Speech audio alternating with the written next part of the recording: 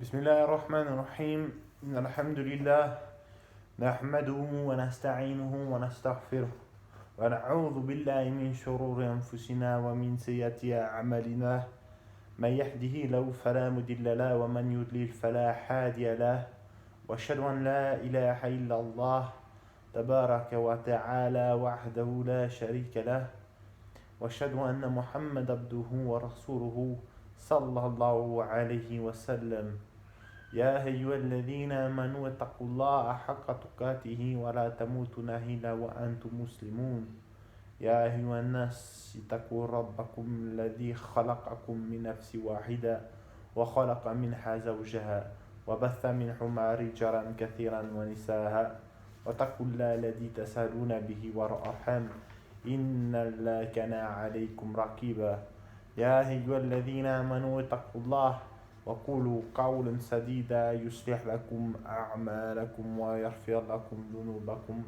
ومن يطع الله ورسوله فقد فاز فوزا عظيما فإن أصدق الحديث كتاب الله عز وجل وخير الحديث هدي محمد صلى الله عليه وسلم وشر الأمور محدثاتها وكل محدثة بدعة وكل بدعة ضلالة وكل ضلالة في النار يعوذ بالله أما بعد. Assalamu alaikum wa rahmatullahi wa barakatuh.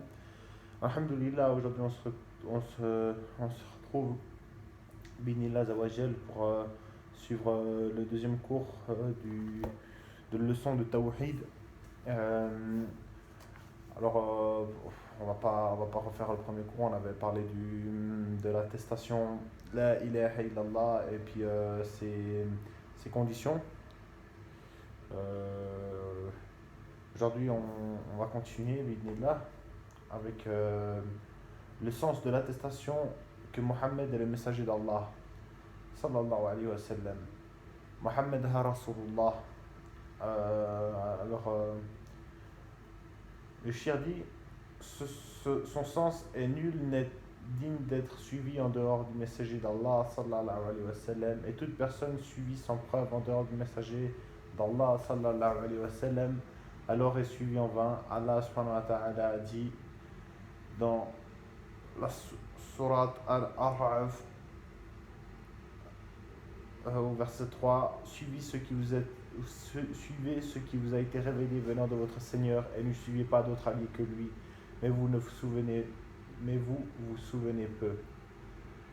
Ensuite dans sourate An-Nisa au verset 65, Allah subhanahu wa ta'ala nous dit non, dans les sens du verset, non, par ton Seigneur, ils ne seront pas croyants aussi longtemps qu'ils t'auront demandé de juger de leur dispute et qu'ils n'auront éprouvé ni l'angoisse pour ce que tu auras décidé et qu'ils ne se soumettent complètement à ta sentence.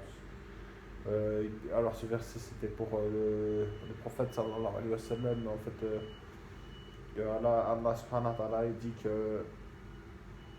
que personne ne sera croyant aussi longtemps qu'on ne se conformera pas aux ordres du messager d'Allah. Et il n'appartient, dans le sourate Al-Hazab, au verset 36, Allah subhanahu wa ta'ala dit dans l'essence du verset, il n'appartient pas à un croyant et une croyante, une fois qu'Allah et son messager ont décidé d'une chose, d'avoir encore le choix dans leur façon d'agir, et quiconque désobéit à Allah et à son messager, cet égard est certes d'un égarement évident. Voilà, alors ça c'est le sens de l'attestation que Mohammed est le messager d'Allah, donc c'est le seul à être suivi, qui est en droit d'être suivi et d'être obéi parmi les créatures. Alors,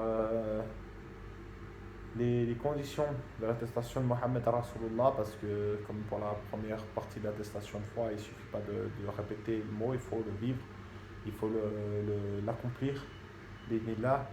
Alors la première condition, c'est reconnaître son message et en avoir la totale conviction dans son cœur. Donc c'est clair, c'est reconnaître que Mohammed est le messager d'Allah, sallallahu alayhi wa sallam, de toute sa conviction, d'être sûr de cette chose-là.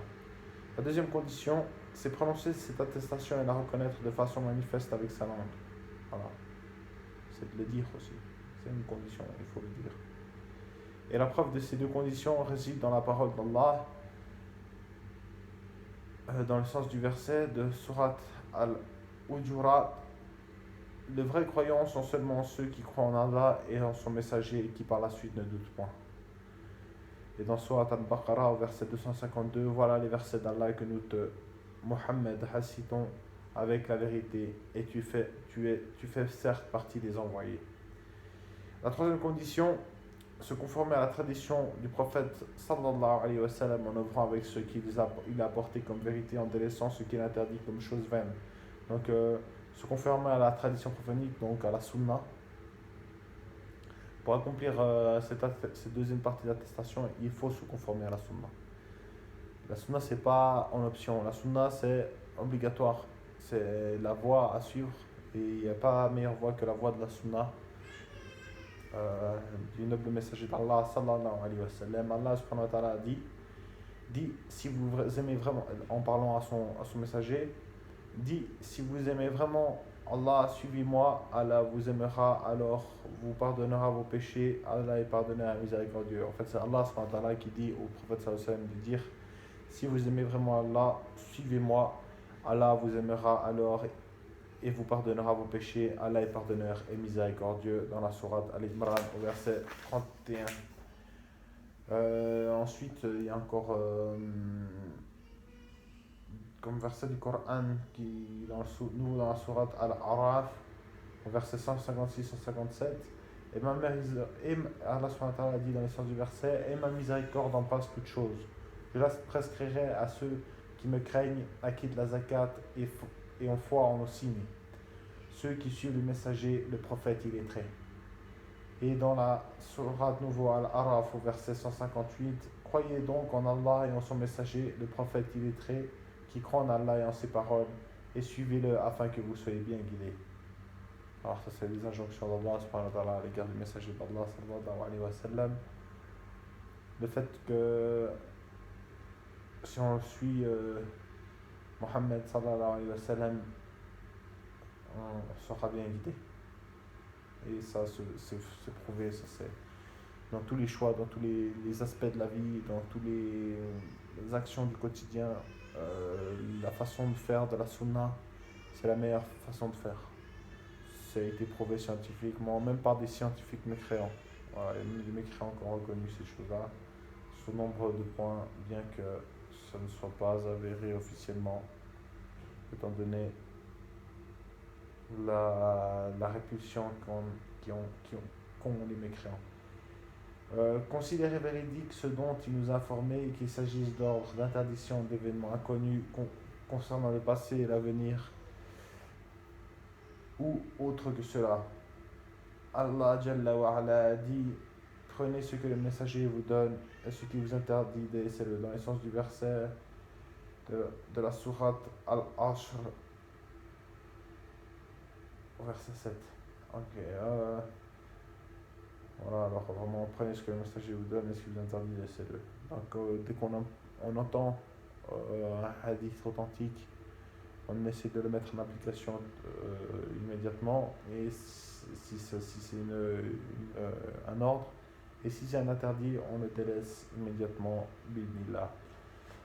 D'après Abu Sa'id al-Khudri, le prophète sallallahu alayhi wa sallam a dit, ne me faites-vous donc pas confiance alors que je suis l'homme de confiance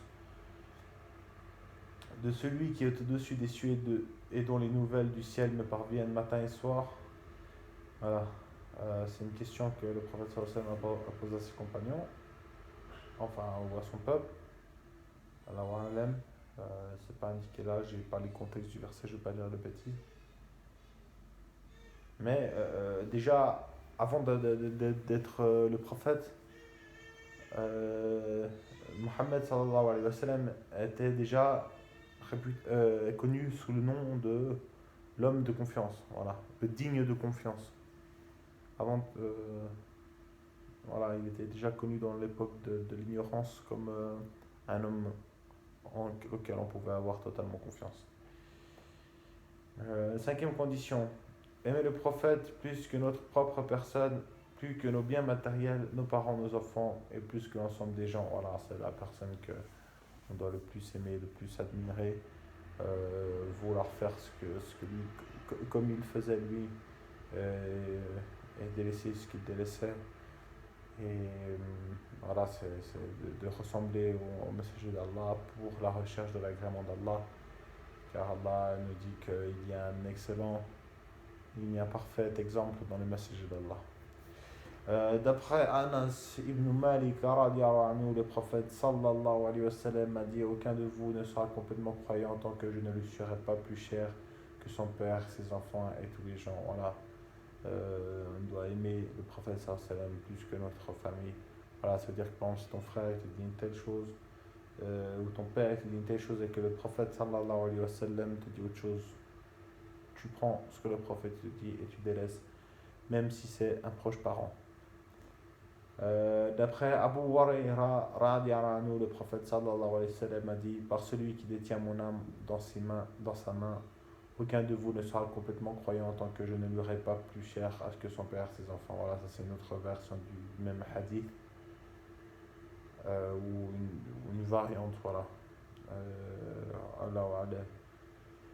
Abdallah ibn Hisham rapporte ceci: nous étions avec le prophète sallallahu alayhi wa sallam alors qu'il tenait par la main Umar ibn Ratab.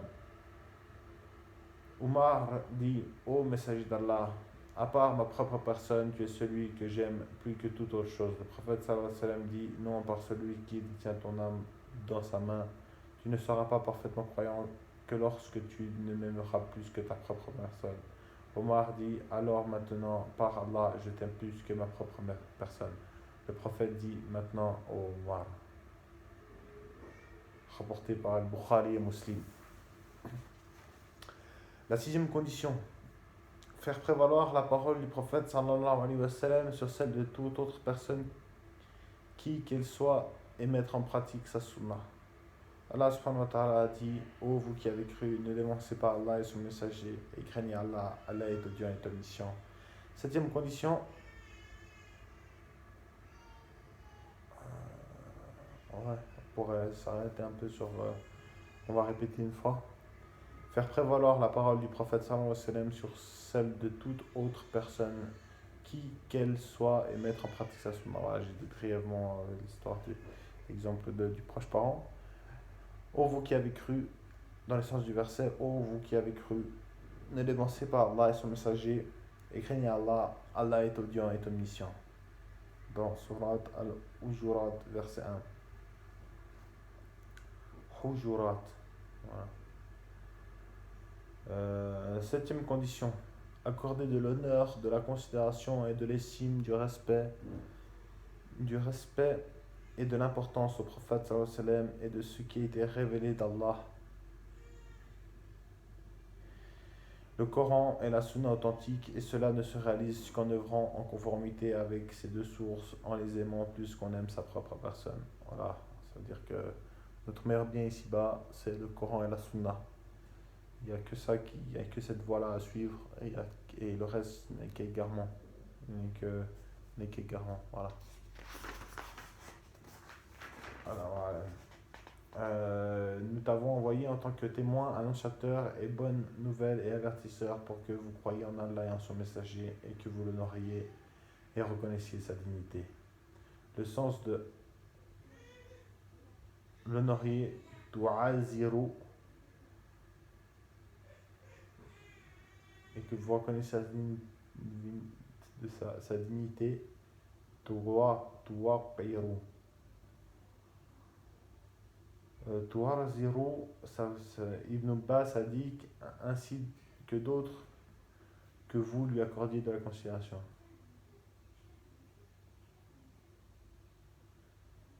Je vais passer ça parce que je comprends pas bien ce que l'auteur voulait revenir.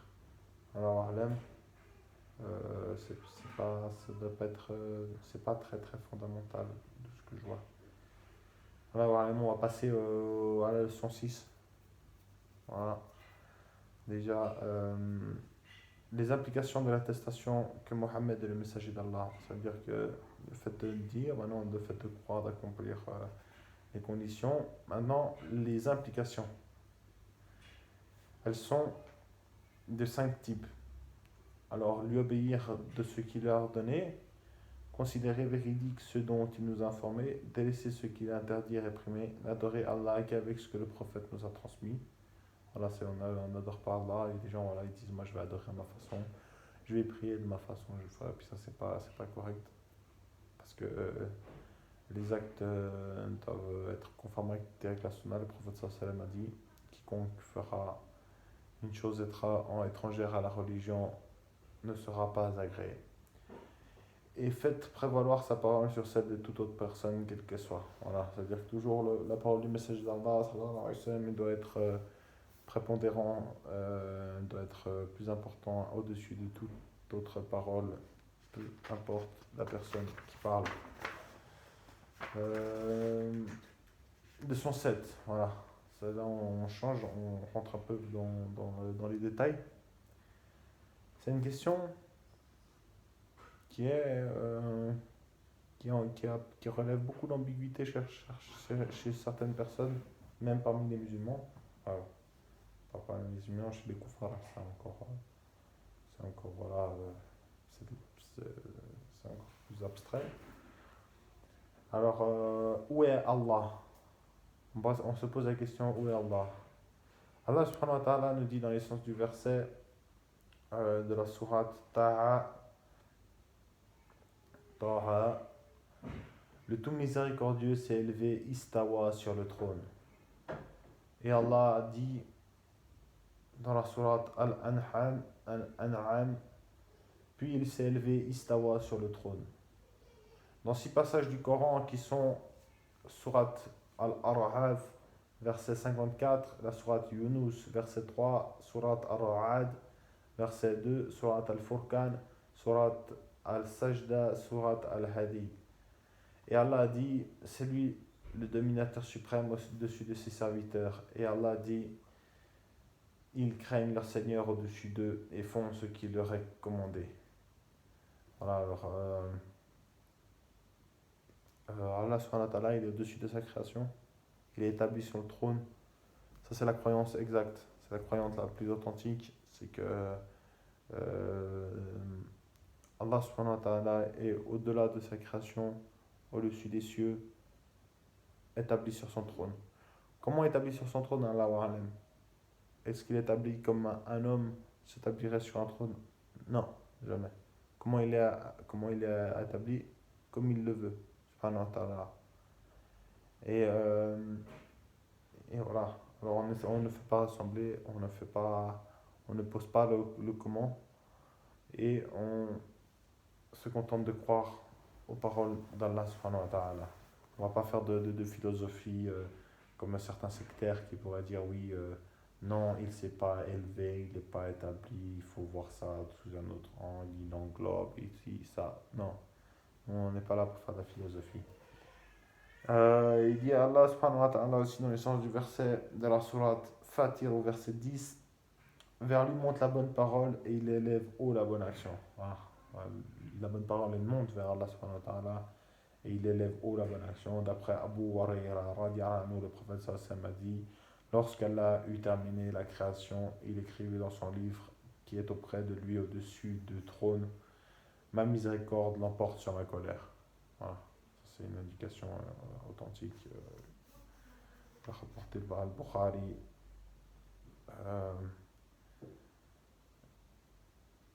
Rapporté par Al-Bukhari et Muslim. D'après Muawiyah ibn al-Hakam as-Sulami, radiallahu anhu, j'avais une esclave qui s'occupait de mes moutons. Voilà, ça c'est l'indice.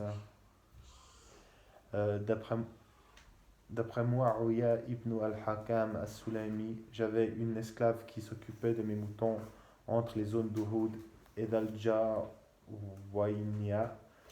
Un jour que j'ai vérifié son travail, j'ai remarqué que le loup en avait dévoré un. Étant un être humain descendant d'Adam, je me suis énervé comme la descendance d'Adam s'énerve, et je l'ai giflé. Je suis alors allé voir le prophète sallallahu alayhi wa sallam et lui expliquer ce qui s'était passé.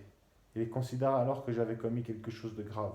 Je dis, ô messager d'Allah, dois-je la franchir? Il me répondit, appelle-la. Je suis alors parti la chercher. Le prophète sallallahu alayhi wa sallam lui demanda: Où est Allah? Il posa la question: Où est Allah? Elle répondit: Fils sama, au-dessus des cieux. Il sallallahu alayhi wa sallam, ajouta: Qui suis-je? Elle répondit: Le messager d'Allah. Il dit alors, sallallahu alayhi wa sallam: Affranchis-la, car elle est croyante. Alors, c'est un hadith très connu, très explicite, qui confirme que la croyance authentique, c'est de croire que Allah est fils sama et que le prophète sallallahu alayhi wa sallam est le messager d'Allah. D'après Abu Sa'id al-Khudri, le prophète sallallahu alayhi wa sallam a dit: Ne me faites-vous donc pas confiance alors que je suis l'homme de confiance de celui qui est au-dessus des cieux et dont les nouvelles du ciel me parviennent matin et soir. Voilà, c'est le même hadith que tout à l'heure. L'auteur dit: les hadiths et versets concernant ce chapitre sont très nombreux. Ibn Abil Aziz a ainsi dit dans l'explication du livre Al-Haqida al-Tahawiyya, page 288, si toutes les différentes sortes de preuves étaient énoncées une à une, elle atteindrait près de 1000 preuves. Voilà. Je dis, c'est en raison de l'importance de cette question que les savants passés contemporains la traitent indépendamment de leur ouvrage. Parmi eux, l'imam Ad-Dahadi, dans son livre Al-Hulu Lihali Al-Ghafar, se référer pour plus de détails au résumé de ce livre écrit par l'imam dans la science du hadith, Mohammed Nasih ad-Din al-Albani. Qu'Allah lui fasse miséricorde. Voilà, c'est des petites précisions en fait, c'est pas vraiment très... Bon, on peut aller chercher la référence. Leçon 8, Inch'Allah. Bon, enfin, encore une ou deux, Inch'Allah. Leçon 8, les 3 degrés de la religion. Alors, il faut savoir, il y a 3 degrés dans la religion. Il y a le premier, c'est l'islam. C'est quand on est islam, quand on a l'islam, on est soumis. Ensuite, il y a l'iman, on a la foi. Non, c'est pas une chose seulement de soumettre, il faut que la foi elle pénètre dans notre cœur. Et ensuite, il y a l'ihsan, l'excellence. C'est vraiment là quand ces gens qui sont vraiment, masha'Allah, qui dépassent tout le monde en bonne œuvre, qui font très très peu de péchés et qui sont très très assidus dans l'adoration d'Allah. Cette classification est mentionnée dans le hadith rapporté par Muslim dans Al-Iman, d'après Omar. Ainsi, tout muhsin et mu'min, mais la réciproque. Ainsi, tout muhsin est mu'min, mais la réciproque est fausse, et tout mu'min est muslim, et la réciproque est fausse. Alors, plus clairement, c'est le muhsin, celui qui a excellence, il est forcément croyant, il a la foi, mu'min. Le muhsin, excellence, il est mu'min, croyant. Mais le mu'min, il n'est pas forcément muhsin. Voilà. Et le mu'min, il est muslim, dans tous les cas. Mais le muslim, il n'est pas forcément mu'min. Donc le soumis, il n'est pas forcément croyant. Le croyant, il est de toute façon soumis. Voilà. Al-insan, l'excellence, est plus spécifique que al-iman, la foi. Et al-iman, la foi, est plus spécifique que al-islam. Alors pour détailler cela, on a la définition de l'islam. L'islam est la soumission à Allah en adorant que lui, l'assujettissement à Allah en lui obéissant et la purification et le désaveu de l'association à shirk et de ses adeptes. Allah subhanahu wa ta'ala dit dans le sens du verset de la sourate Al-Imran: certes, la religion acceptée d'Allah est l'islam. Et dans sourate Al-Maïda, verset 3, dans le sens du verset: et j'agrée l'islam comme religion pour vous. Ensuite, soit Al-Zumar, dans le sens du verset, Allah subhanahu wa ta'ala nous dit: et revenez repentant à votre Seigneur et soumettez-vous à lui, avant que ne vous vienne le châtiment, alors vous ne recevrez avant que ne vienne le châtiment et vous ne recevrez alors aucun secours. Ou encore, les preuves à son sujet sont très nombreuses. Ne mourrez donc qu'en soumis, muslimoun, et ne mourrez qu'en soumis, Muslimun, Allah, dans les sourates Al-Baqarah et sourates Al-Imran. Et encore dans sourate Al-Imran, versets 83 et 85, désire-t-il une autre religion que celle d'Allah, alors que se soumet à lui bon gré malgré tout ce qui existe dans les cieux et sur la terre, et que c'est vers lui qu'il sera ramené. Et quiconque désire une religion autre que l'islam ne sera point agréé, et il sera dans l'au-delà parmi les perdants. Voilà, ça pour la définition de l'islam, voilà, c'est pas vraiment une définition de l'islam, c'est plutôt l'indication de l'islam. Qu'est-ce qui va avoir parce que maintenant, ça vient plus détaillé. Il y a les 5 piliers de l'islam, dans la leçon 10. Bref, on va faire encore cette petite leçon. Et Inch'Allah, on va arrêter là pour aujourd'hui. D'après Abdullah ibn Umar, anhu, le prophète sallallahu alayhi wa sallam a dit: l'islam est bâti sur 5 piliers. L'attestation qu'il n'y a de divinité digne d'adoration qu'Allah et que Mohammed est le messager d'Allah, accomplir la salat, s'acquitter de la zakat, accomplir le pèlerinage et jeûner le mois du Ramadan.